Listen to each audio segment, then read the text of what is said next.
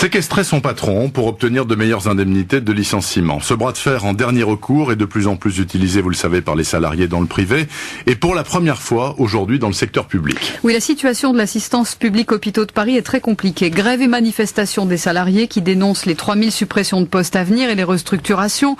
Rumeur de départ du directeur général de la PHP, occupation du siège et maintenant séquestration de 2 directrices d'hôpitaux.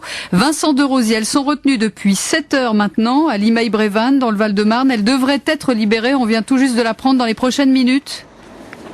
Oui, c'est ça, il y a du nouveau. Les syndicats ont reçu il y a quelques instants ce qu'ils demandaient, un courrier avec la garantie de nouvelles négociations dès lundi.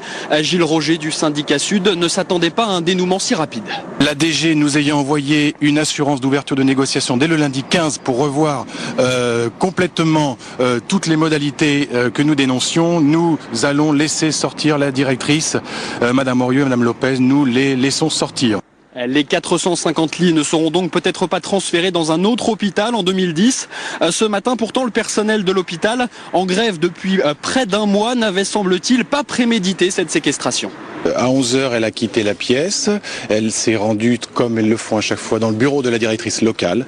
Et à ce moment-là, nous avons simplement mis des meubles devant la porte. Il n'y a eu aucun contact physique avec Madame Orieux, ni avec Madame Lopez. On a juste mis des meubles devant la porte. Est-ce qu'il est prévu de la libérer aujourd'hui ? On a prévu de passer la nuit, on est organisé pour passer la nuit ici. Les grèves très longues se sont déjà produites ici. Ils ont déjà dormi pendant plusieurs semaines dans ce qu'on appelle le château ici. On peut dormir ici, on est très très bien organisé pour le faire. Alors vous l'avez entendu, tout le monde avait prévu de passer la nuit ici, bloqué dans le bureau avec téléphone, télévision et internet. Les 2 directrices avaient choisi de garder le silence. Elles vont peut-être changer d'avis dans quelques minutes.